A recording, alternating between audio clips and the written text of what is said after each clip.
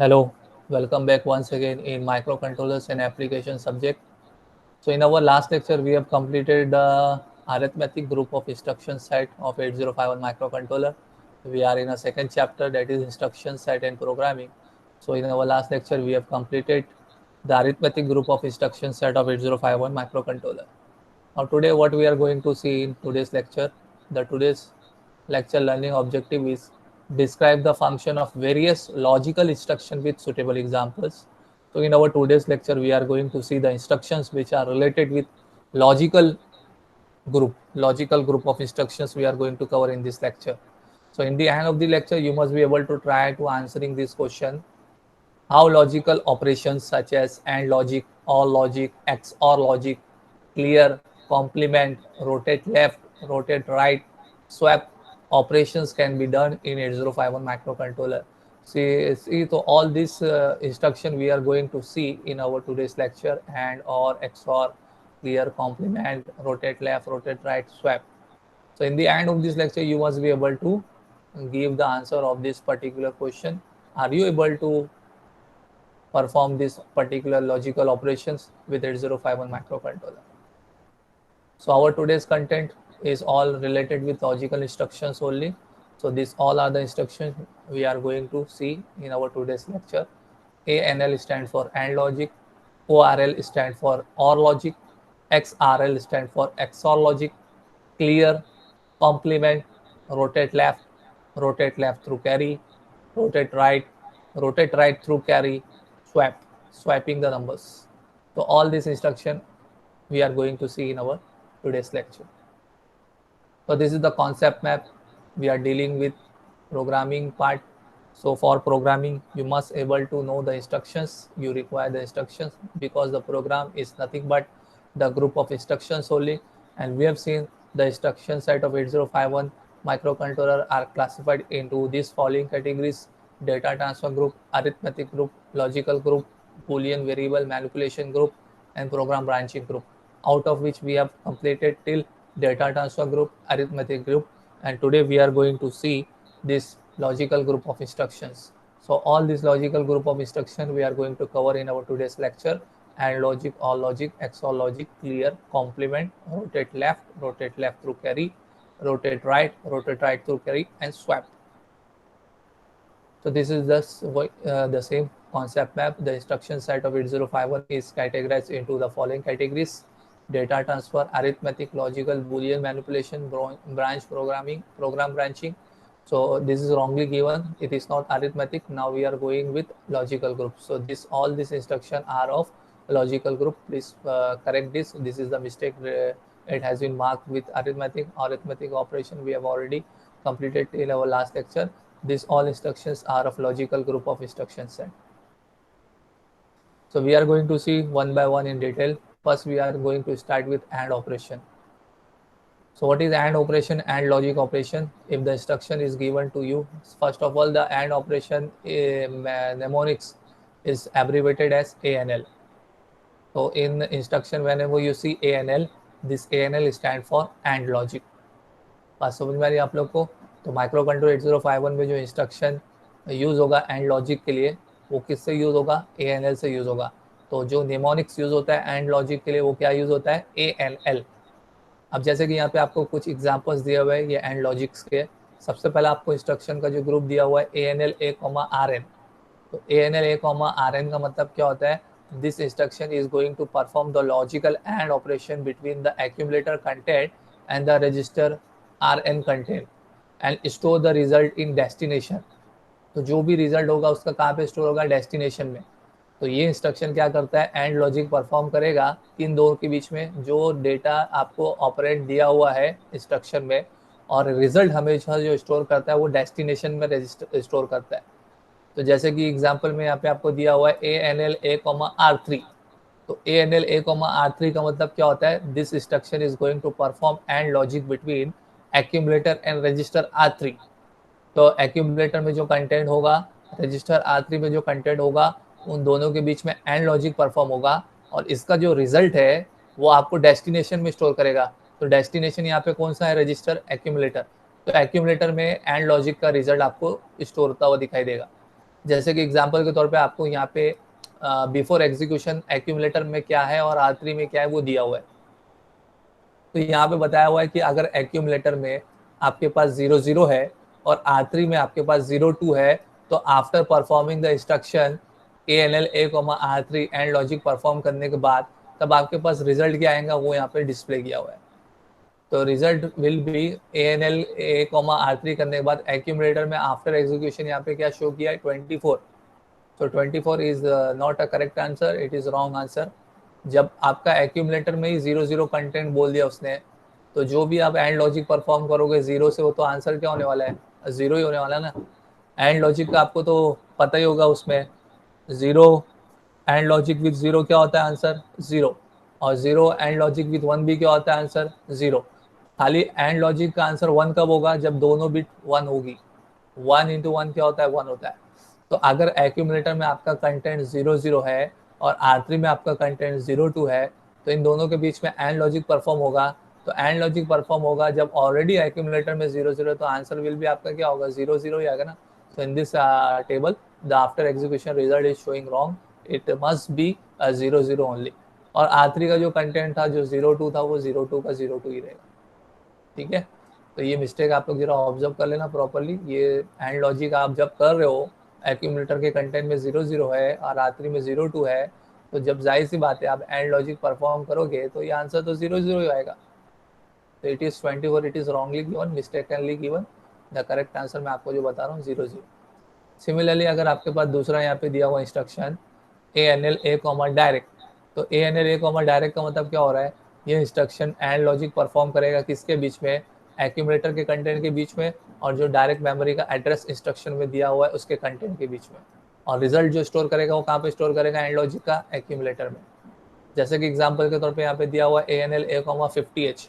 तो ANL A, 50H का मतलब क्या होता है, and logic will be perform between accumulator content and 50H memory content. तो 50H मेमोरी में कंटेंट में जो डेटा होगा वो, एक्यूमुलेटर में जो डेटा होगा वो, दोनों के बीच में एंड लॉजिक परफॉर्म होगा, और रिजल्ट हमेशा डेस्टिनेशन में स्टोर होता है। तो डेस्टिनेशन यहाँ पे क्या है, एक्यूमुलेटर, तो एक्यूमुलेटर में स्टोर होगा।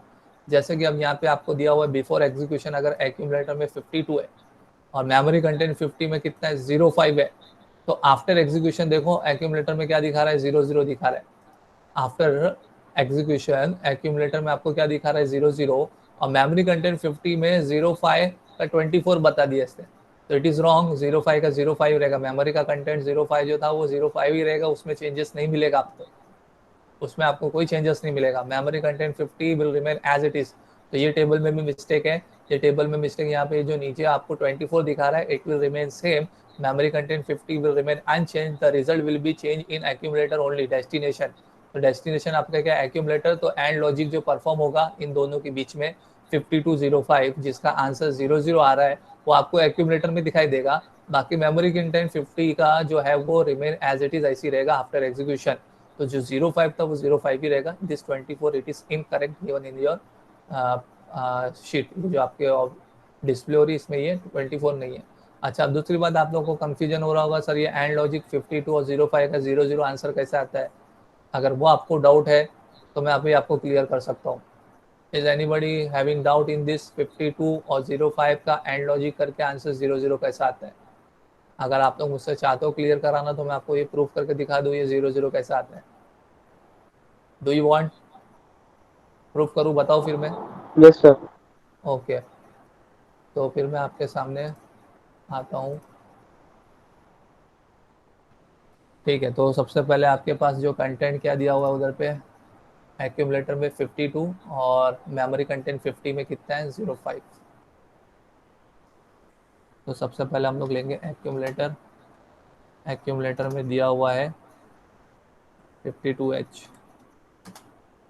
और मेमोरी कंटेंट 50 में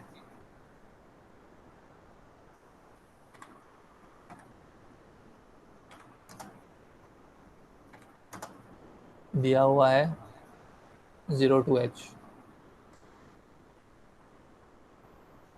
52 सॉरी 05H, मेमोरी कंटेंट में दिया हुआ है 05H। तो this much data it has been given to you. I think अभी क्लियर है, आप लोग को क्लियर पड़ेगा। ओके, तो पहले मुझे क्या करना पड़ेगा, 52 का लिखना पड़ेगा पहले बाइनरी फॉर्म। तो 52 का बाइनरी फॉर्म क्या होगा, मुझे बता सकता है कोई? 5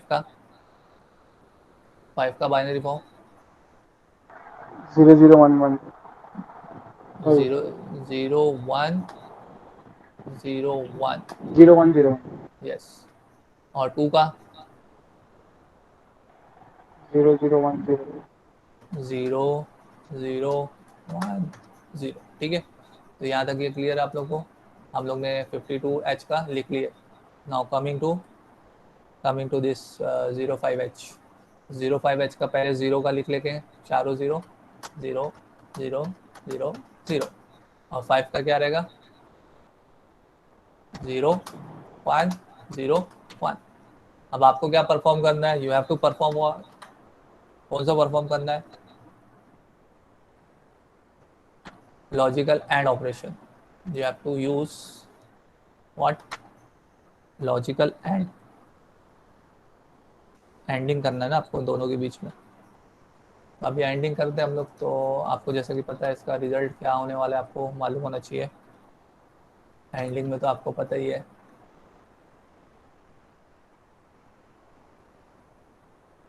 ठीक है, तो मैं यहीं से स्टार्ट करता हूँ।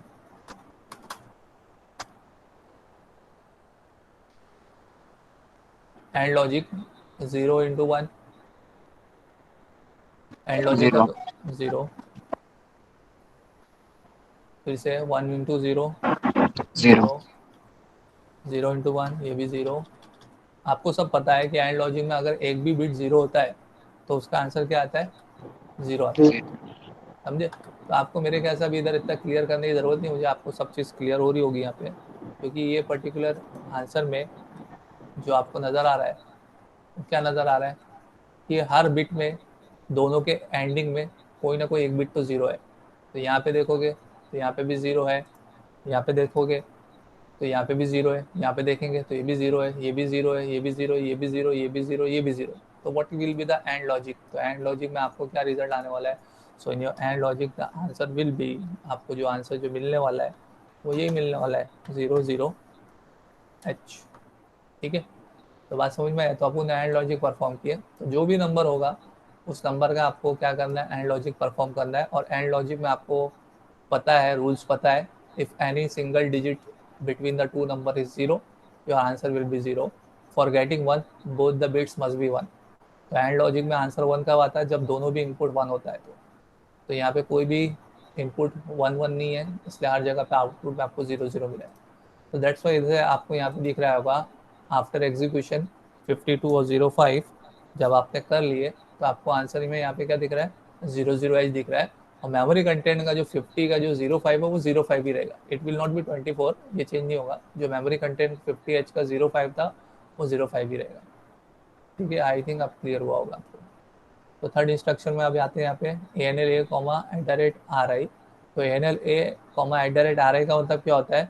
It is going to perform and logic between accumulator content and the content of memory location pointing by register R1।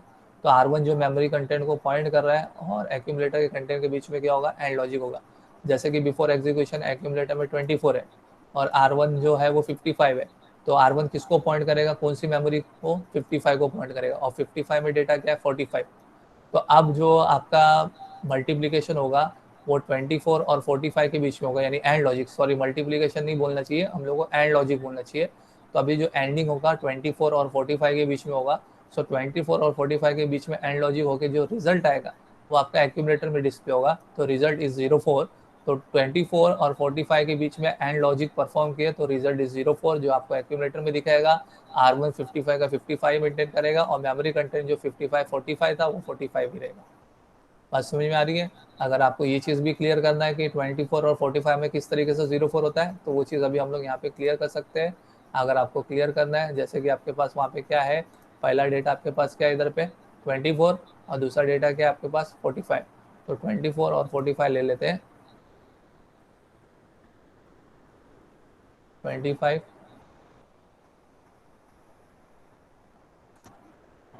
So 24 or 45. Sorry 24 और 45। ठीक है, अब 24 का तो आपको 2 का क्या होगा, 0 0 1 0। ठीक है, 2 का 0 0 1 0 और 4 का क्या होता है 0 1 0 0। ठीक है, तो 2 का क्या होता है 0 0 1 0 और 4 का क्या होता है 0 1 0 0। सिमिलरली नीचे आपके पास जो कंटेंट है वो 45 है, तो 45 में 0 1 0 0 और 5 में 0 1 0 1। ना अब जब आप परफॉर्म करोगे तो आपको पहला जो बिट है इधर का मल्टीप्लीकेशन 0 एंड लॉजिक विथ 1 0 आएगा, 0 का 0 आएगा, खाली ये बिट में आपको क्या दिख रहा है 1 1 दिख रहा है, तो ये जो कंटेंट है ये आपका आंसर क्या हो जाएगा इधर पे 1 हो जाएगा। ओके, बाकी सब जगह पे आपका 0 है, यहाँ पे भी 0 होगा, यहाँ पे भी 0 होगा, यहाँ पे भी 0 होगा, यहाँ पे भी 0 होगा, क्योंकि एक भी बिट अगर आपका 0 है दो इनपुट में से तो आउटपुट में आपको क्या मिलेगा 0 ही मिलेगा। आउटपुट आपको 1 कब मिलेगा जब दोनों भी इनपुट 1 होगा, तो ये थर्ड पोजीशन वाली जो बिट है तो ये आपका 1 1 पे 1 मिलेगा। तो what will be the final answer, अभी आपका फाइनल आंसर क्या आ रहा है इधर पे, सो फाइनल आंसर आपका क्या आ रहा है, फर्स्ट 4 डिजिट आपकी 0 तो रिप्रेजेंट कर रही है 0 को, और ये जो 0 1 1 0 0 है इट इज़ नथिंग बट 4, तो इसके लिए आपका ये फाइनली का ये क्या हो गया 4। तो फाइनली आपका जो रिजल्ट है एंड लॉजिक जो परफॉर्म कर रहे हैं आप किसके बीच में 24 और 45, तो 24 और 45 के बीच में जो एंड लॉजिक परफॉर्म किए तो आपको रिजल्ट क्या आ रहा है 04H आ रहा है। तो दैट्स वाई इधर पे आपको दिख रहा होगा 24 और 45 के बीच में जो एंड लॉजिक परफॉर्म किए तो रिजल्ट आपको क्या मिल रहा है 04। ठीक है, आई थिंक अब क्लियर हो गया होगा आपको एंड लॉजिक। इसी तरीके से बहुत सारे अलग अलग इंस्ट्रक्शन है, ये इनडायरेक्ट एड्रेसिंग मोड का था, ये डायरेक्ट एड्रेसिंग मोड का था, ये रजिस्टर का था। अब ये डायरेक्ट ये आपको इमीडिएट एड्रेसिंग आ गया। इमीडिएट एड्रेसिंग में क्या गया, डायरेक्टली एंड लॉजिक परफॉर्म करो एक्यूमुलेटर और इमीडिएट डेटा 0 to H। तो इमीडिएट डेटा 0 to H और एक्यूमुलेटर के कंटेंट के बीच में क्या होगा, क्या परफॉर्म होगा एंड लॉजिक परफॉर्म होगा। जैसे कि मान के चलो बिफोर एग्जीक्यूशन एक्यूमुलेटर में 24 था, तो आफ्टर आप 0 2 के साथ में एंड लॉजिक परफॉर्म करोगे तो रिजल्ट क्या मिलेगा आपको 0 0 मिलेगा। तो बिफोर एग्जीक्यूशन एक्यूमुलेटर में 24 था, लेकिन इमीडिएटली आप एंड लॉजिक परफॉर्म कर रहे हो किसके साथ में, कौन से नंबर के साथ में 0 to H के साथ में, तो 24 का जब 0 to H के साथ में एंड लॉजिक होगा तो आंसर आपको क्या मिलेगा 0 0। तो आफ्टर एग्जीक्यूशन एक्यूमुलेटर में आपको 0 0 मिलेगा। ठीक है, फिर इसी के बाद देखो जरा रिवर्स हो गया। अब देखो रिवर्स क्या हो गया है, A N L direct comma A. अब इससे पहले वाले सेकंड वाले इंस्ट्रक्शन में था A N L direct comma A, लेकिन अब यहाँ पे क्या हो गया, and logic is going to perform between direct memory location address data and accumulator.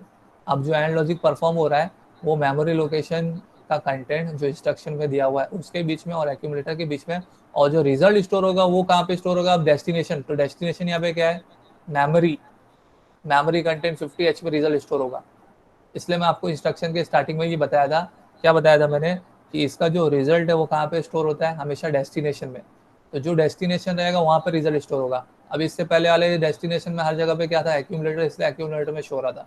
लेकिन अब यहाँ पे डेस्टिनेशन चेंज हो गया है। अब यहाँ पे डेस्टिनेशन डायरेक्ट मेमोरी एड्रेस है और सोर्स जो है वो एक्यूमुलेटर है, तो दोनों के बीच में एंड लॉजिक परफॉर्म होगा, लेकिन अब रिजल्ट की जो जगह है वो बदल गई। ये वाले इंस्ट्रक्शन में रिजल्ट की जगह एक्यूमुलेटर थी, लेकिन ये वाले इंस्ट्रक्शन में रिजल्ट की जगह अब मेमोरी लोकेशन रहेगी। तो एंड लॉजिक परफॉर्म होगा, and logic between direct memory location address content and accumulator, and result will be stored in direct memory address only. Accumulator का डेटा रिमेन अनचेंज, अब direct memory का data change हो जाएगा, result वहाँ पे दिखाई देगा। जैसे बिफोर एग्जीक्यूशन एक्यूमुलेटर में 52 था और मेमोरी कंटेंट में कितना था 05 था, तो ये दोनों के बीच में एंड लॉजिक परफॉर्म हुआ। अब एंड लॉजिक परफॉर्म होकर जो रिजल्ट जो आपको डिस्प्ले होगा ना वो मेमोरी में होगा, मेमोरी कंटेंट 50H में। तो मेमोरी कंटेंट 50H में एंड लॉजिक परफॉर्म होकर रिजल्ट क्या आया 0 0। एक्यूमुलेटर का जो कंटेंट था 52 में 52 ही रहेगा, वो रिमेन अनचेंज, क्योंकि आपने क्या किया, डेस्टिनेशन की जगह बदल दी है। तो आपने ए एन एल डायरेक्ट कॉमा ए लिखे तो एंड लॉजिक परफॉर्म हुआ, लेकिन अब जो रिजल्ट है वो मेमोरी एड्रेस 50H में दिखाई देगा, ना कि एक्यूमुलेटर में दिखाई देगा। डेस्टिनेशन में हमेशा रिजल्ट स्टोर होता है इसका लॉजिकल ऑपरेशन का। ठीक है, तो for logical operation your result is always store in destination.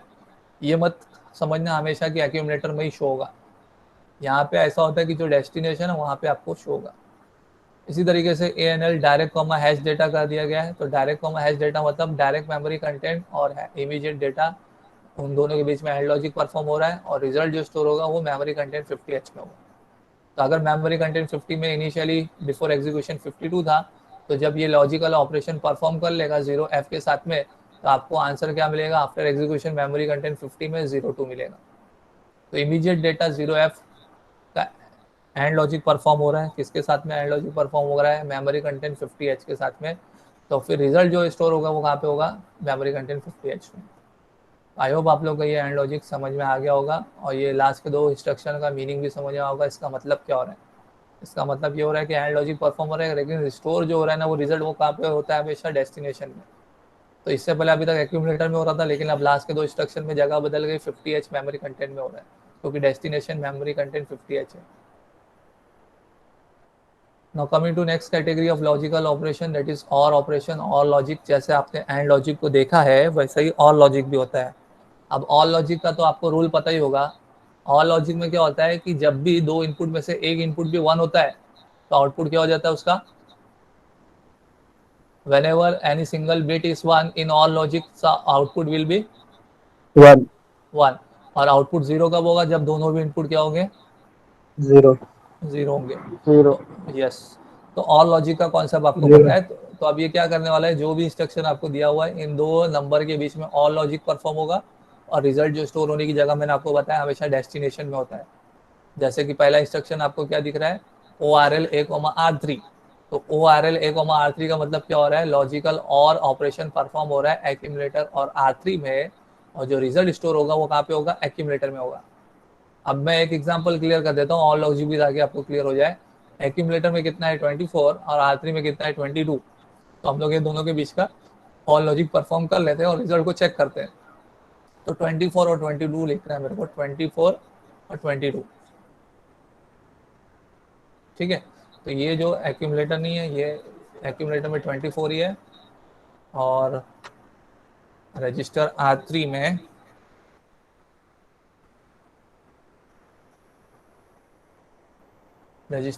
कितना लेना है? 22।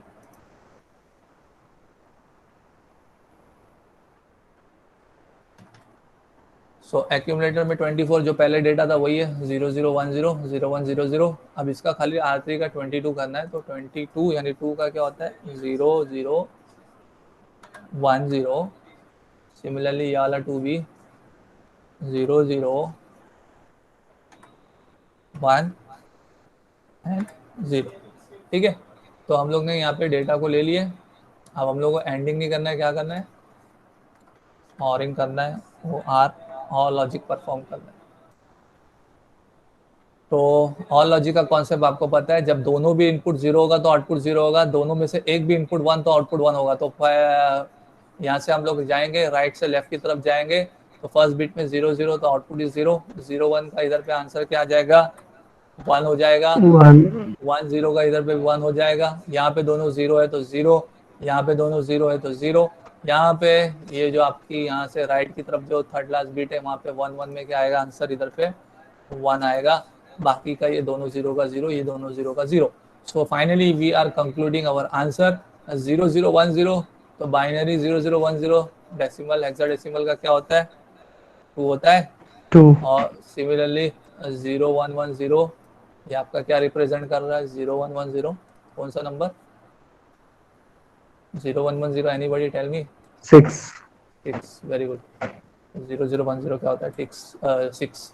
तो इसलिए आपका जो और करके जो आंसर जो आएगा वो क्या आएगा? 26H आएगा। तो आपको दिख रहा होगा यहाँ पे 24 और 22 के बीच में जो हम लोग ने ऑल लॉजिक परफॉर्म किए, यहाँ पे रिजल्ट में आपको क्या दिख रहा है? 46। हम लोग ने जो परफॉर्म किया, वी आर गेटिंग व्हाट? 26। तो अगेन वहाँ पे मिस्टेक होगा। वी हैव डन प्रॉपरली ना, हम लोग ने तो बराबर परफॉर्म किया। ठीक है, तो जो एक्चुअल रिजल्ट है, एज पर आवर रिजल्ट हम लोग को क्या मिला? 0010 क्या होता है? 2 होता है, बराबर। 0110 क्या होता है? 6। तो correct answer is 26। So again वो टेबल में there will be a mistake. तो ये 46 जो है वो मिस्टेकनली लिखा होगा, इट इज 26। और बाकी R3 का कंटेंट जो 22 है, 22 ही रहेगा। इसी तरीके से दूसरा इंस्ट्रक्शन में यहाँ पे दिया हुआ है ORL A, डायरेक्ट। तो एक्यूमुलेटर का कंटेंट और मेमोरी कंटेंट 50H के बीच में और लॉजिक परफॉर्म होगा, और रिजल्ट यहाँ पे शो होगा एक्यूमुलेटर में। तो एक्यूमुलेटर में क्या दिया हुआ है? 52। मेमोरी कंटेंट में क्या दिया हुआ है आपका? 0F। तो जो आपका आंसर आने वाला है वो क्या आने वाला है, 5F आएगा। देखो ये तो मैं डायरेक्टली आपको बता सकता हूँ, जब भी आपका कोई भी एक इनपुट 1 होता है तो उसका आउटपुट जाहिर सी बात है 1 आने वाला है। तो जब यहाँ पे चारों डिजिट 1 है, इस नंबर की चारों डिजिट 1 है ना लास्ट की, एफ का मतलब क्या होता है, चारों 1, और यहाँ पे 0 का मतलब क्या होता है, चारों 0। तो जो नंबर इसका वो नंबर आएगा इधर पे, और ये एफ का एफ आएगा। तो इसके लिए आपका और लॉजिक में क्या आंसर आया, 5F। समझ में आया ये कॉन्सेप्ट, समझ में मैंने क्या बोला आपको। और लॉजिक में क्या कॉन्सेप्ट है मालूम है ना, जब एक भी इनपुट 1 होता है तो आउटपुट क्या आता है, 1 आता है। और जब दोनों भी इनपुट 0 रहेगा तो आउटपुट क्या आएगा, 0 आएगा। तो ये एफ में तो जाहिर सी बात है सारी बिट क्या 1 ही होगी, तो सारी बिट जब 1 है तो एफ का एफ ही आएगा। हायर निबल में, हायर निबल में जो हायर निबल है उसमें एफ का एफ ही आएगा। और यहाँ पे लोअर निबल इसका 0 होने की वजह से अब जो नंबर ये रहेगा वही नंबर उधर पे आएगा आंसर। अगर ये 0 रहेगा तो 0, 1 रहेगा तो 1। तो इसके लिए 5 का 5 इधर पे आंसर क्या है आपका, 5F है। तो विदाउट गोइंग फॉर फर्दर आप इस तरीके से डायरेक्ट भी आंसर इसका बता सकते हो। तो इसके लिए 5-2 और 0F का एंड लॉजिक करके आपका आंसर क्या आएगा, 5F। मेमोरी कंटेंट 50 का 0F का 0F ही रहेगा, वो चेंज नहीं होगा। इसी तरीके से और भी सारे इंस्ट्रक्शन है, ORL A, तो ये जो मेमोरी लोकेशन को पॉइंट कर रहा है उसके बीच में और एक्यूमुलेटर के बीच में और लॉजिक परफॉर्म होगा, रिजल्ट स्टोर होगा एक्यूमुलेटर में, बाकी का कंटेंट रिमेन अनचेंज। तो 24 एक्यूमुलेटर में था, R1 किसको पॉइंट कर रहा है, 55 में डेटा क्या है, 08। तो 24 और 08 के बीच में और लॉजिक परफॉर्म हुआ, so you will get the result 2C जो आपको एक्यूमुलेटर में दिखाई देगा। R1 का 55 का 55 रहेगा, मेमोरी कंटेंट 55 का 08 का 08 ही रहेगा। ORL A, हैश डेटा और लॉजिक परफॉर्म हो रहा है एक्यूमुलेटर और इमीडिएट डेटा 01 के बीच में। तो एक्यूमुलेटर में अगर इनिशियली 24 था, तो अगर आप और लॉजिक परफॉर्म करोगे 01 के साथ में, तो जाहिर सी बात है यहाँ पे डेटा आपका क्या हो जाएगा, 0100 था, तो 0101 के साथ में और होके क्या हो जाएगा, ये 25 बन जाएगा। तो आफ्टर एग्जीक्यूशन ये 24 के बाद क्या आ जाएगा, 25 आ जाएगा, इमीडिएट डेटा 01 के साथ में और लॉजिक करके। फिर ये वाला इंस्ट्रक्शन में क्या, ORL डायरेक्ट कॉमा ए। अब यहाँ पे डेस्टिनेशन की जगह बदल गई, डेस्टिनेशन की जगह क्या आ गई, मेमोरी कंटेंट का एड्रेस आ गया। तो मेमोरी कंटेंट के एड्रेस में अब रिजल्ट स्टोर होगा, ना कि एक्यूमुलेटर में। तो एक्यूमुलेटर में 52 था, मेमोरी कंटेंट में 05 था। तो दोनों के बीच में एंड लॉजिक परफॉर्म हुआ 52 और 05 के बीच में। अब जो रिजल्ट है वो आपका क्या आएगा, 57। तो 57 मेमोरी कंटेंट 50 में दिखाई देगा। तो again in this table the answer is given wrong. यहाँ पे उसने एक्यूमुलेटर में ऊपर 57 बताया, 57 एक्यूमुलेटर में नहीं रहेगा, 57 मेमोरी कंटेंट 50 में दिखेगा। एक्यूमुलेटर में जो 52 था वो 52 ही रहेगा। तो बहुत सारी मिस्टेक की हुई इस पर्टिकुलर प्रेजेंटेशन में, स्लाइड में, वो आपको मैं सही करते बता रहा हूँ। जो जो मिस्टेक है वो मैं आपको क्लियर करते बता रहा हूँ। तो ये ORL 50H, A में आपका एक्यूमुलेटर में जो डेटा है वो एज इट इज 52 का 52 ही दिखाई देगा। मेमोरी कंटेंट 50 का जो 05 था वो आफ्टर और लॉजिक परफॉर्म हो गए 52-05 के बीच में जो 57 आता है वो यहाँ पे दिखाई देगा, ऐसा है। सिमिलरली लास्ट में ORL डायरेक्ट हैश डेटा, तो ORL डायरेक्ट मेमोरी लोकेशन और इमीडिएट डेटा दिया हुआ है, उन दोनों के बीच में और लॉजिक होगा। तो और logic for example memory content 50 में इनिशियली 52 था, तो 52 एंड लॉजिक परफॉर्म होगा इमीडिएटली किसके साथ में, 0FH के साथ में। तो जाहिर सी बात मैं आपको फिर बता चुका हूँ, जो नंबर F रहेगा तो उसका आंसर F ही आएगा, और जो नंबर 0 होता है तो जो आगे का नंबर ये होगा उसी नंबर को फॉलो करेगा। तो 52 और 0F का जब और लॉजिक होगा तो आंसर आपको क्या मिलेगा, 5H मिलेगा, 5F। तो 5F आपको कहाँ पे दिखने वाला है, मेमोरी कंटेंट 50 में दिखने वाला है। तो आफ्टर दिस मेमोरी कंटेंट का आपको क्या दिखेगा, 5F दिखेगा। आई होप आप लोगों को समझ में आया होगा and logic and or logic. Now it's a time to attempt MCQ set 1। तो कमिंग टू MCQ सेट 1, तो आपके सामने ये MCQ सेट 1 का पहला क्वेश्चन यहाँ पे दिया हुआ है। Instruction ANL 30H, #30 is dash byte instruction. तो इंस्ट्रक्शन जो है ANL 30H, #30H इस dash byte instruction 1 byte, 2 byte, 3 byte, 4 byte. कितने बाइट का इंस्ट्रक्शन है, कौन बता सकता है मुझको? 3। Very good, correct. Why 3 byte? Because आपके पास हाँ 2 नंबर, आपको 2 बाइट का तो नंबर ही दिख गया इधर पे, एक मेमोरी का एड्रेस और एक इमीडिएट डेटा, और एक ANL का खुद का आपका ऑपकोड रहेगा। तो खुद का ANL का ऑपकोड जो 1 बाइट का होगा, फिर मेमोरी का एड्रेस दिया हुआ है जो डेस्टिनेशन वो 1 बाइट का, और जो इमीडिएट डेटा जो नंबर के साथ में एंड लॉजिक करना है वो 1 बाइट का। तो मीन्स व्हाट, ये इंस्ट्रक्शन आपका मेमोरी लोकेशन में कितनी जगह लेगा, 3 बाइट की जगह लेगा, 3 मेमोरी लोकेशन की जगह लेगा। तो ये जो इंस्ट्रक्शन वो कितने बाइट का है, 3 बाइट का, क्योंकि ऑलरेडी 2 बाइट का डेटा तो आपको इंस्ट्रक्शन में ही मिल रहा है और ANL का आपका खुद का एक बाइट का आउटपुट, तो मिला के कितने बाइट का इंस्ट्रक्शन हो गया, 3 बाइट का इंस्ट्रक्शन हो गया। So correct answer is 3 byte, very good. Second question, following instruction will और the content of accumulator to R3। तो इनमें से वो कौन सा इंस्ट्रक्शन है जो ऑल लॉजिक परफॉर्म करेगा content of accumulator to register R3? Content of accumulator to register R3। B sir. Option B, ORL A, R3। Yes, very good, ORL A, R3, because पहला नाम किसका लिया इसने, एक्यूमुलेटर टू R3। अगर R3 to accumulator बोलता तो पहला वाला आंसर आता था, लेकिन उसने क्वेश्चन में क्या दिया हुआ है, एक्यूमुलेटर टू R3। तो एक्यूमुलेटर टू R3 यानी डेस्टिनेशन में एक्यूमुलेटर रहेगा और सोर्स में क्या रहेगा, R3 रहेगा। So this instruction is going to perform or logic between accumulator and R3। तो option B is your correct answer. अगर यही चीज R3 टू एक्यूमुलेटर बोलता तो ऑप्शन ए होता था, लेकिन अभी ऑप्शन बी है as per the given in the question. Coming to the third question, after the execution of instruction ANL 50H, A, तो ये इंस्ट्रक्शन एग्जीक्यूट होने के बाद में content of memory location 50H क्या होगा, ये क्वेश्चन पूछ रहे हैं आपसे। मैं आपको जूम कर देता हूँ ताकि क्लियर हो जाए क्या क्वेश्चन है ये। After the execution of instruction ANL 50H, A, तो ये इंस्ट्रक्शन क्या परफॉर्म करेगा, एंड लॉजिक परफॉर्म करेगा किसके बीच में, मेमोरी कंटेंट 50H और एक्यूमुलेटर के बीच में, और रिजल्ट हमेशा कहाँ पे शो करेगा, 50H में। तो अभी 50H मेमोरी कंटेंट 50H में क्या डेटा है, 05, और एक्यूमुलेटर में क्या डेटा है, 52। तो इन दोनों के बीच में एंड लॉजिक परफॉर्म होगा, और एंड लॉजिक परफॉर्म होकर जो रिजल्ट है वो आपको कहाँ पे मिलने वाला है, मेमोरी कंटेंट 50H में मिलने वाला है। तो मेमोरी कंटेंट 50H में उसका रिजल्ट मिलेगा, एक्यूमुलेटर का 52 का 52 ही रहेगा। तो आप जब दोनों का एंड लॉजिक परफॉर्म करोगे तो टेल मी इसका आंसर क्या आ सकता है, 52 और 05 का। 57. ऑप्शन दिया हुआ है आपको, कौन सा आंसर आएगा, D I think. डी, 57।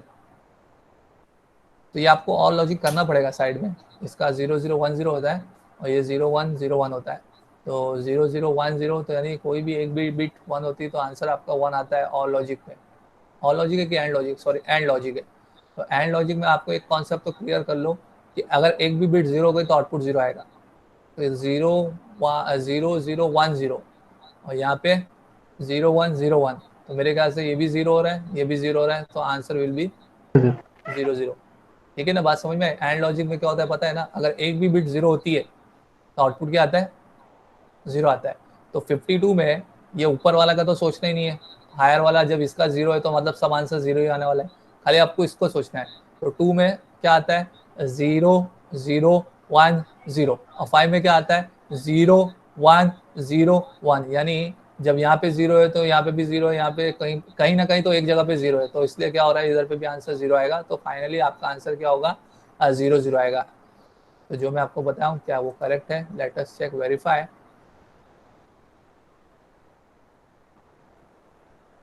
तो फर्स्ट वाले का answer C, 3 byte instruction. Second वाले का option B, ORL A, R3, yes correct. Third वाले का आंसर सी, 00। तो एंड लॉजिक परफॉर्म करके आपको आउटपुट क्या दिखेगा, मेमोरी कंटेंट 00 दिखेगा। क्लियर, आई होप आप लोगों को क्लियर हुआ होगा। Yes sir. ठीक है, अब इसी तरीके से और भी इसके इंस्ट्रक्शंस हैं। अभी हम लोग ने एंड लॉजिक देखे, और लॉजिक देखे। तो देखो मैं पूरा समझाते नहीं बैठूंगा पूरे इंस्ट्रक्शन में, आपको एक खाली एग्जांपल लेके समझा दूंगा कि एक्सऑर लॉजिक कैसे होता है। अभी सारा चीज़ वही मतलब है, जो 6 पैटर्न हम लोग देखते हुए आ रहे हैं, all 6 patterns are same only, बस अब यहाँ पे लॉजिक चेंज हो गया। क्या चेंज हो गया, एक्सऑर लॉजिक। अब आप लोग को एक्सऑर लॉजिक का रूल पता है, एक्सऑर लॉजिक का आउटपुट 0 कब होता है, 1 कब होता है, whenever both the inputs are same output is 0 और 1।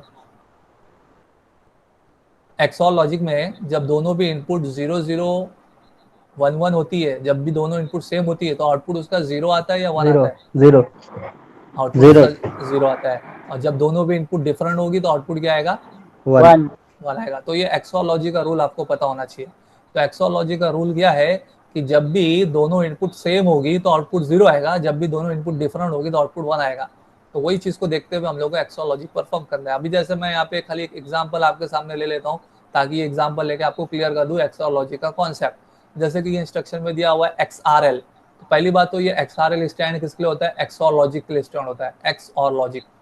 तो XOR लॉजिक का शॉर्टकट एब्रीविएशन जो यूज होगा इंस्ट्रक्शन में वो क्या यूज होगा, XRL करके यूज होगा।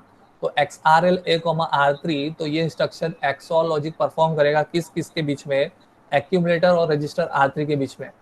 अब जो भी डेटा एक्यूमुलेटर में होगा, रजिस्टर R3 में होगा, उन दोनों के बीच में XOR लॉजिक होगा, और जो रिजल्ट शो करेगा वो कहाँ पे शो करेगा, एक्यूमुलेटर में। तो मान के चलो एक्यूमुलेटर में 24 है और R3 में 22 है, ठीक है, तो क्या वही डेटा है क्या अपने पास, चेक कर लो जरा। हाँ बराबर वही है अपने पास।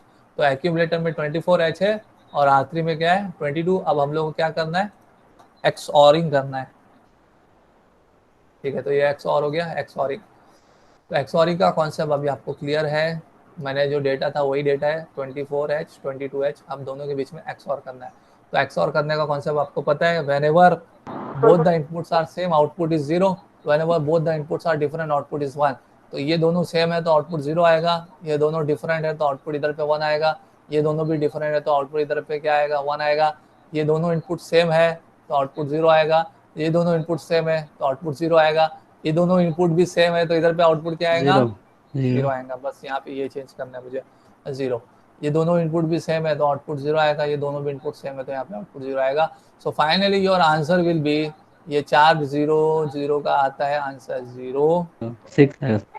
और इसका जो आंसर आता है 0 1 1 0 का क्या आता है 6, तो 0 6। तो हम लोग ने जो XOR लॉजिक किए तो आपको जो रिजल्ट शो होगा वो क्या होगा 0 6। तो all of you are getting, आप लोग को ये टेबल में दिख रहा है 0 6H। तो एक्यूमुलेटर और R3 के बीच में XOR लॉजिक परफॉर्म किए, रिजल्ट आपको 0 6 मिलेगा, और R3 में जो कंटेंट 22 था वो 22 ही रहेगा। तो आई थिंक अब इसके बाद का सारा चीज आपको क्लियर होगा, मुझे ज्यादा एक्सप्लेनेशन करने की जरूरत नहीं है, हर इंस्ट्रक्शन का मीनिंग आपको पता है। ये लास्ट वाले इंस्ट्रक्शन में क्या होगा, सेकंड लास्ट वाले में XOR लॉजिक परफॉर्म होगा 50H मेमोरी कंटेंट और एक्यूमुलेटर में, और रिजल्ट कहाँ पे शो करेगा, डेस्टिनेशन क्या है यहाँ पे, what is the destination, 50H memory location में आपको रिजल्ट स्टोर होगा, ना कि एक्यूमुलेटर में। तो 50H मेमोरी लोकेशन है तो वहां पे उसका रिजल्ट शो होगा, एक्यूमुलेटर में जो कंटेंट था वो एज इट इज ऐसी रहेगा। जैसे एक्यूमुलेटर में 24 था, मेमोरी कंटेंट में 50 था, इन दोनों के बीच में XOR लॉजिक हुआ तो जो रिजल्ट है 04 वो आपको मेमोरी कंटेंट 50 में दिख रहा है, लेकिन एक्यूमुलेटर में जो 24 था वो 24 ही रहेगा। तो जो डेस्टिनेशन था उसके हिसाब से रिजल्ट बनता है, तो डेस्टिनेशन में हमेशा रिजल्ट की जगह आती है। इसी तरीके से XOR लॉजिक का कॉन्सेप्ट था।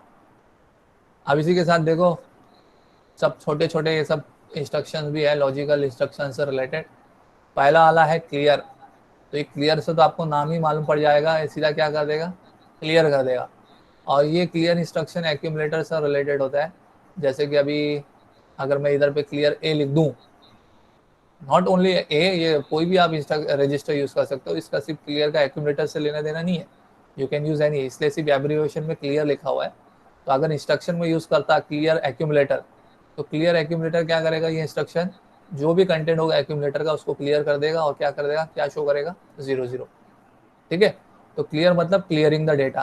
तो ये इंस्ट्रक्शन क्या करेगा, सारे डेटा को क्या कर देगा, क्लियर कर देगा, प्रीवियसली जो भी डेटा है उस डेटा को इरेज करके आंसर में क्या शो करेगा, फिर बाद में 0 0 दिखाई देगा।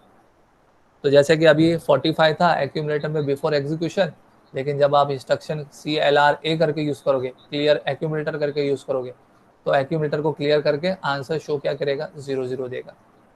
बात समझ में आई? तो ये हो गया आपका क्लियर एक्यूमुलेटर। ऐसे आप कोई भी रजिस्टर यूज कर सकते हो। क्लियर R3, अगर मैं यहाँ पे लिखता क्लियर R3, तो ये क्या करता, R3 का जो कंटेंट है उसको क्लियर करता। तो अगर बिफोर एग्जीक्यूशन R3 में 24 होता तो वो क्लियर होके बाद में क्या होता, 0 0 हो जाता। तो क्लियरिंग द डेटा, तो क्लियर इंस्ट्रक्शन क्लियर करने के लिए यूज होता है, इरेज करने के लिए, 0 0 पे लेके आने के लिए। दूसरा इंस्ट्रक्शन यहाँ पे आपको दिख रहा होगा CPL। तो CPL भी लॉजिकल इंस्ट्रक्शन से रिलेटेड है, जिसका नेगेशन से नाम यूज होता है कॉम्प्लीमेंट, जिसको बोलते हैं कॉम्प्लीमेंट। तो अगर मैं यहाँ पे एक्यूमुलेटर का यूज करूँ CPL-A, तो CPL-A मतलब क्या करेगा, जो भी एक्यूमुलेटर का कंटेंट है उसको क्या कर देगा, कॉम्प्लीमेंट कर देगा। कॉम्प्लीमेंट का मतलब तो आपको पता है ना, what do you mean by complement. Complement में क्या होता है, 1 का क्या होगा, 0 और 0 का क्या होगा, 1 हाँ, तो नेगेशन। तो आप जिस तरीके से नॉट गेट देखते हो ना, नॉट गेट, तो नॉट गेट कॉम्प्लीमेंट करता है ना, 0 का 1, 1 का क्या करता है, 0। तो वैसे ये इंस्ट्रक्शन है कॉम्प्लीमेंट करने के लिए यूज होता है। तो अगर जो भी डेटा होगा उसका कॉम्प्लीमेंट करके रिजल्ट शो करेगा। जैसे कि अभी यहाँ पे बता रहा है कि बिफोर एग्जीक्यूशन एक्यूमुलेटर में 33 था, तो अब बिफोर एग्जीक्यूशन एक्यूमुलेटर में 33 था, तो आफ्टर एग्जीक्यूशन कॉम्प्लीमेंट का यूज करके आंसर क्या हो जाएगा, CC। तो अगर ये आपको क्लियर करना है तो ये भी हम लोग क्लियर कर सकते हैं। अगर मान के चलो आपका एक्यूमुलेटर में यहाँ पे शो कर रहा है, क्या बोल रहा है यहाँ पे, if it is saying accumulator में आपका क्या है 33, तो 33 का आपको तो पता है क्या आता है, 33 का किस तरीके से होता है, 0 0 1 1 एंड 0 0 1 1।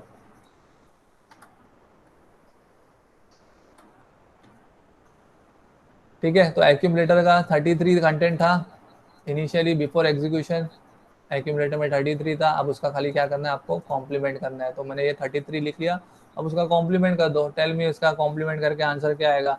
तो जहाँ पे 1 है उसका 0 करना है, और जहाँ पे 0 है उसका 1 करना है। तो ये 1 है, तो ये 1 का क्या हो जाएगा, कॉम्प्लीमेंट करके 0। ये 1 का क्या हो जाएगा, 0। ये 0 का क्या हो जाएगा, 1।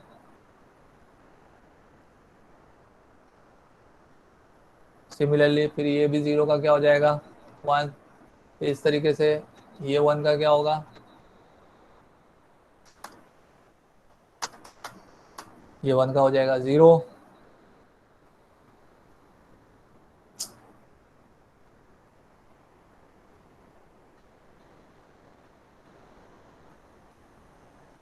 ये 1 का भी क्या हो जाएगा 0। ये 1 का क्या हो जाएगा 1। ये 1 का क्या हो जाएगा 1। ठीक है, चलो ये थोड़ा सेपरेटली दिख रहा है लेकिन आपको समझ में तो आएगा क्या है। सो 1 1 0 0 क्या होता है, 3, अरे ध्यान से देखो, 1 1 0 0 बाइनरी 1 1 0 0 हेक्साडेसिमल का क्या होता है, 12। 12, 12, 12। हाँ तो 12 डबल को, सी। हाँ डबल सी आएगा, यानी ये सी होता है अल्फाबेट में। ये हेक्साडेसिमल में क्या होता है, सी। 3, 12 तो डेसिमल का होता है, हेक्साडेसिमल में क्या होता है, सी होता है। तो आंसर आपको हेक्साडेसिमल में मिलेगा ना, तो ये सी सी दिखेगा, इसलिए आपको आंसर में क्या दिखेगा, सी सी एच दिखेगा। इसलिए आपको क्या दिख रहा है यहाँ पे, आफ्टर एग्जीक्यूशन सी सी। तो ये कॉम्प्लीमेंट करता है, ये इंस्ट्रक्शन क्या करेगा, जो भी डेटा रहेगा उसको क्या कर देगा, सीधा कॉम्प्लीमेंट करेगा, 0 का 1 1 का 0। अभी देखो ये लास्ट वाला इंस्ट्रक्शन बहुत इंपॉर्टेंट है, स्वैप एक्यूमुलेटर। यहाँ पे इंस्ट्रक्शन में स्वैप एक्यूमुलेटर दिया हुआ है। तो ये इंस्ट्रक्शन क्या करता है, स्वैप करता है। स्वैप का मतलब क्या करता है, जो लोअर निबल है उसको अपर से, और जो अपर निबल है उसको लोअर से। हम लोग ने इससे पहले एक्सचेंज का देख चुके थे। एक्सचेंज में तो पूरा नंबर ही एक्सचेंज होता था 2 रजिस्टर के बीच में। और फिर एक इंस्ट्रक्शन देखे थे XCHD, एक्सचेंज डिजिट। तो इस एक्सचेंज डिजिट में खाली ये देखा था कि जो लोअर निबल है वो खाली एक्सचेंज होता था, अपर निबल एज इट इज ऐसे ही रहता था। लेकिन अब स्वैप में क्या होता है, स्वैप में जो भी डेटा होता है उस डेटा का लोअर और अपर निबल आपस में एक्सचेंज होता है, स्वैप होता है। तो इसलिए यहाँ पे दिया हुआ है interchanges high and low nibbles of the accumulator. तो अगर इंस्ट्रक्शन स्वैप एक्यूमुलेटर यूज होता है, तो स्वैप एक्यूमुलेटर का मतलब क्या होता है, एक्यूमुलेटर का जो कंटेंट है उस कंटेंट में लोअर निबल अपर निबल से एक्सचेंज होगा, और जो अपर निबल है वो लोअर निबल से एक्सचेंज होगा। जैसे बिफोर एग्जीक्यूशन अगर E8 था, तो आफ्टर एग्जीक्यूशन वो क्या हो जाएगा, 8 ही हो जाएगा। यानी जो राइट वाला था वो लेफ्ट में आएगा, जो लेफ्ट वाला था वो राइट में आ जाएगा। तो ये स्वैप इंस्ट्रक्शन है।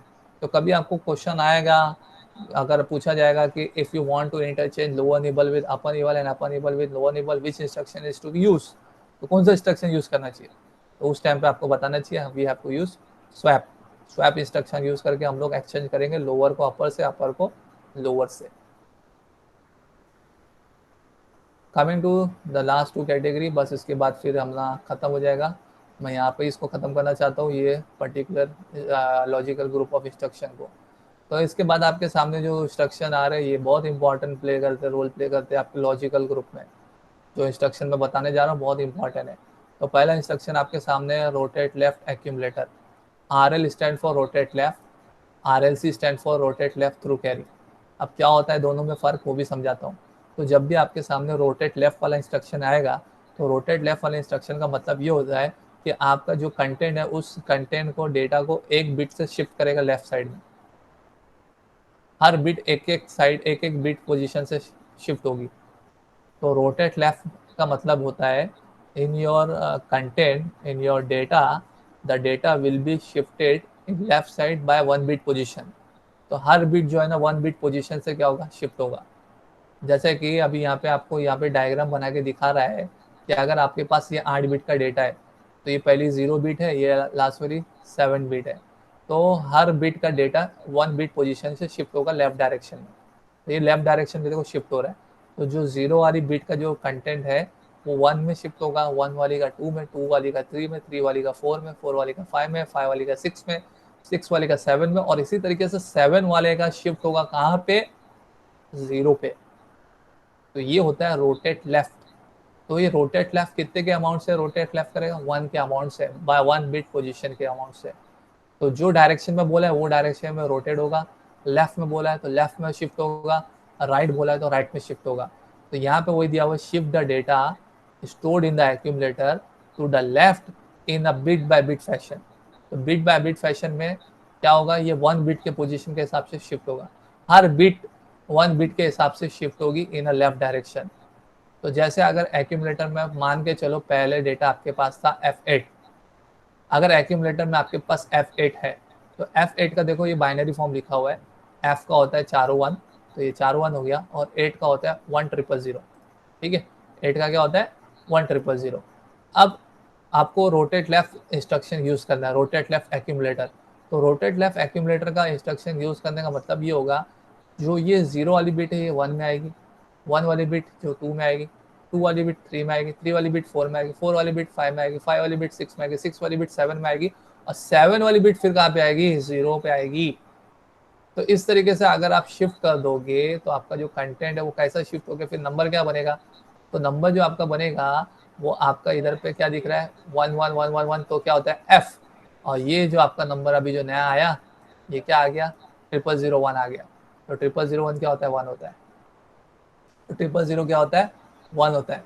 तो इस तरीके से आपने क्या किए, तो जो F8 था वो 1 बिट पोजीशन लेफ्ट शिफ्ट होके क्या बन गया, अभी F1 बन गया। क्या बन गया, वो F1 बन गया।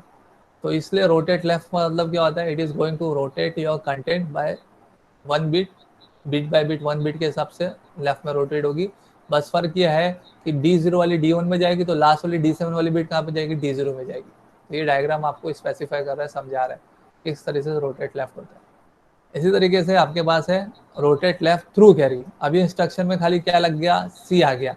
तो सी का मतलब क्या होता है, रोटेट लेफ्ट थ्रू कैरी, यानी अब ये 1 बिट पोजीशन लेफ्ट में शिफ्ट होगा लेकिन कैरी के साथ में भी शिफ्ट होगा, कैरी का कंटेंट भी साथ में आएगा लिफ्ट शिफ्ट होने में। यानी अब जैसे कि यहाँ पे डायग्राम में आपको स्पेसिफाई किया हुआ है रोटेट लेफ्ट एक्यूमुलेटर और रोटेट लेफ्ट थ्रू कैरी में क्या फर्क होता है। तो रोटेट लेफ्ट एक्यूमुलेटर में खाली नॉर्मल D7 वाली D0 में जा रही थी, अब इसमें क्या होगा, थ्रू कैरी में क्या होगा, जो D7 वाली बिट है वो शिफ्ट होगी कैरी में, और कैरी फ्लैग का जो स्टेटस है वो शिफ्ट होगा D0 में। तो इसके लिए इसको क्या बोलते हैं, रोटेट लेफ्ट थ्रू कैरी, यानी थ्रू कैरी के साथ में रोटेट लेफ्ट हो रहा है। तो D0 वाली बिट D1 में शिफ्ट होगी, इसी तरीके से D6 वाली D7 में, लेकिन D7 वाली बिट अब कहाँ पे शिफ्ट होगी, कैरी फ्लैग में, और कैरी फ्लैग का जो कंटेंट है वो शिफ्ट होगा कहाँ पे, D0 बिट में। तो इसलिए बहुत इंपॉर्टेंट है ये रोटेट लेफ्ट थ्रू कैरी। जैसे कि अभी यहाँ पे दिया हुआ है एक्यूमुलेटर में F8 है और कैरी फ्लैग में क्या है 1 है, तो जब ये इंस्ट्रक्शन एग्जीक्यूट होगा रोटेट लेफ्ट थ्रू कैरी तो क्या आएगा आंसर, देखो। तो आंसर में जैसे कि मैं आपको बता रहा था कि ये जो D7 वाला बीट है वो कहाँ पे जाएगा, कैरी फ्लैग में। तो ये 1 था तो कैरी फ्लैग में 1 होगा, और जो कैरी फ्लैग का 1 है वो वहाँ पे शिफ्ट होगा कहाँ पे, D0 में। तो जो आपका आंसर था मेरे ख्याल से वही रहेगा।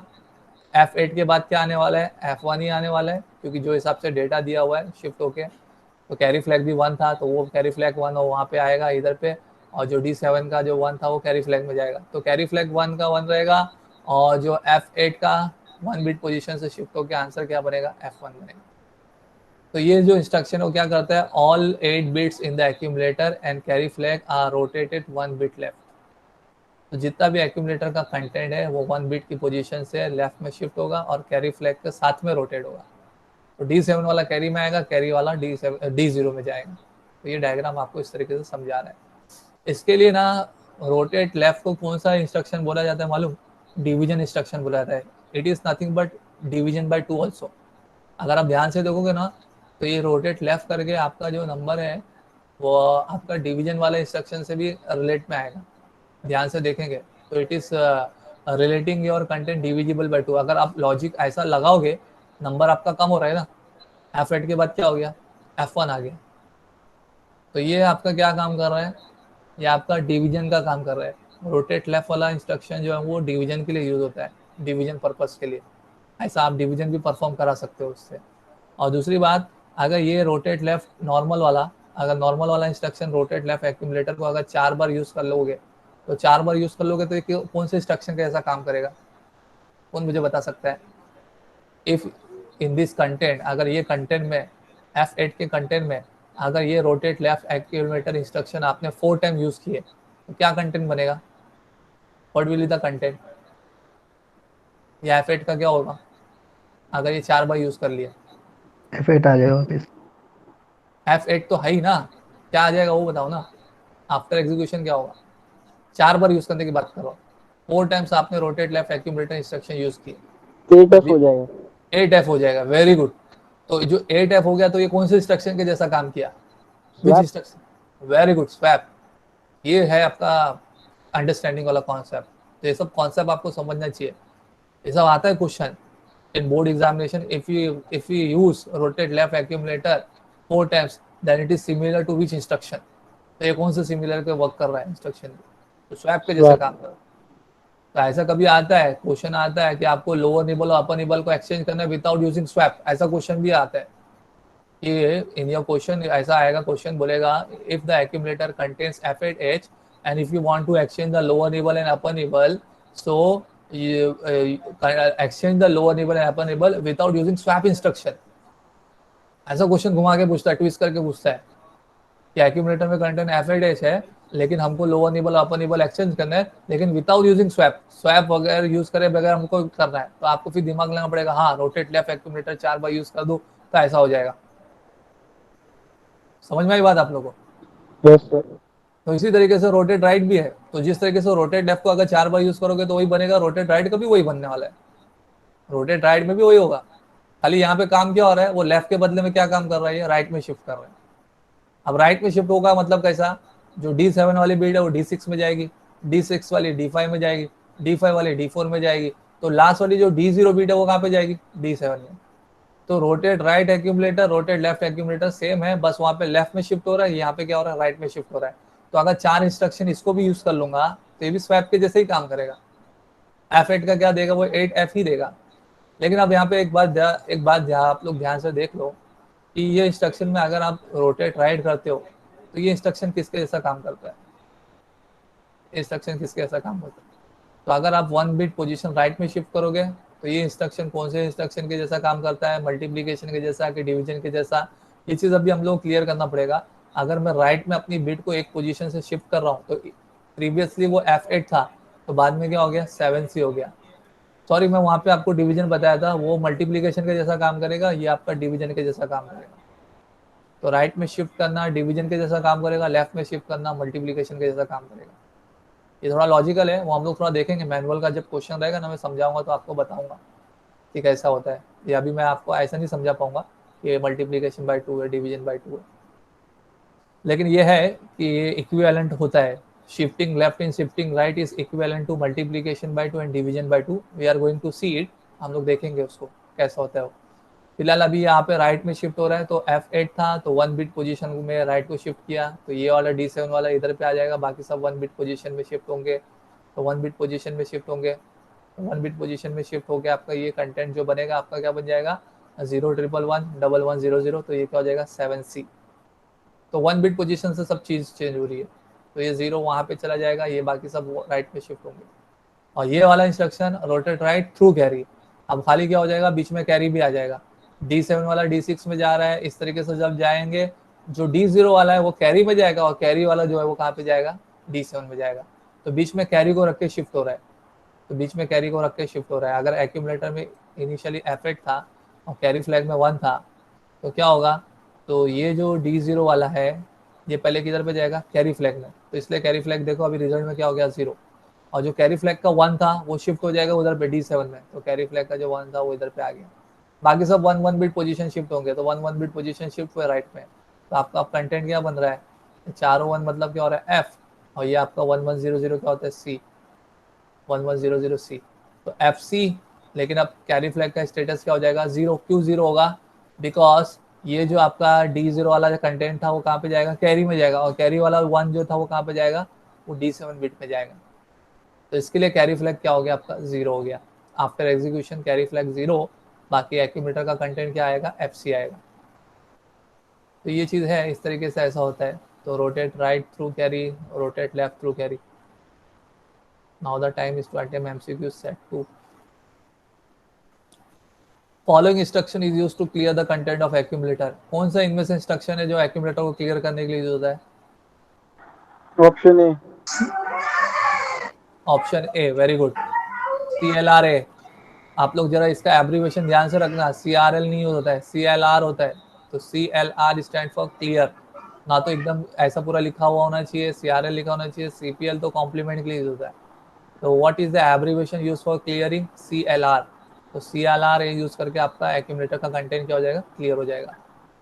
इसी के बाद नेक्स्ट क्वेश्चन जो है, identify the instruction to rotate the content of accumulator left through the carry. तो इनमें से वो कौन सा इंस्ट्रक्शन है जो एक्यूमुलेटर को, हाँ वेरी गुड, एक्यूमुलेटर को लेफ्ट में रोटेट करेगा थ्रू कैरी। तो एक्यूमुलेटर को लेफ्ट में रोटेट करेगा थ्रू कैरी, वो कौन सा है, RLC। सो RLCA, तो rotate left through carry.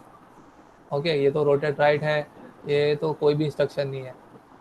Rotate left accumulator, rotate right accumulator, और ये रोटेट लेफ्ट थ्रू कैरी, और ये तो इंस्ट्रक्शन ही नहीं होता है, RC कोई इंस्ट्रक्शन ही नहीं होता है। तो ऑप्शन बी इसका करेक्ट आंसर है। थर्ड का देखते हैं, after the execution of instruction swap पे। तो स्वैप पे इंस्ट्रक्शन यूज करने के बाद में एक्यूमुलेटर में क्या आएगा, बी 80।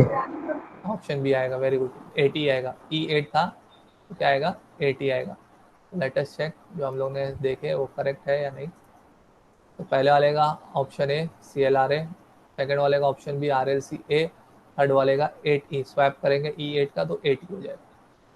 तो आई थिंक मेरे ख्याल से आप लोग ने बहुत अच्छी तरीके से, तो this is all the summary of your logical instruction. तो जो भी लॉजिकल इंस्ट्रक्शन आज के लेक्चर में पढ़े उसका समरी है। And ANL stand for and logic, and logic perform करने के लिए ORL stand for all logic. और जो रिजल्ट हमेशा कहाँ पे स्टोर होता है, डेस्टिनेशन में, यह हमेशा याद रखना। This logical operation will perform and the result will always be store in destination. Accumulator हमेशा फिक्स नहीं है, जो डेस्टिनेशन में होगा वहाँ पे स्टोर होगा। XRL क्या करेगा, परफॉर्म लॉजिकल XOR, और रिजल्ट हमेशा डेस्टिनेशन में शो करेगा। CLR का मतलब क्या होता है, clear the content of accumulator. अगर आप एक्यूमुलेटर लिखो या ना लिखो, तो ये कंटेंट को क्या करेगा, क्लियर करेगा। CPLA complement accumulator, RL rotate left, RLC rotate left through carry, RR rotate right, और RRC rotate right through carry. तो I think this is all the summary जो हम लोग ने पूरा ये लॉजिकल ऑपरेशन आज के लेक्चर में पढ़े। आई होप आप लोगों को समझ में आया होगा। Thank you very much all of you for listening understanding. Anybody having doubt, अगर किसी को डाउट है तो पूछ सकता है। बाकी thank you very much for listening understanding.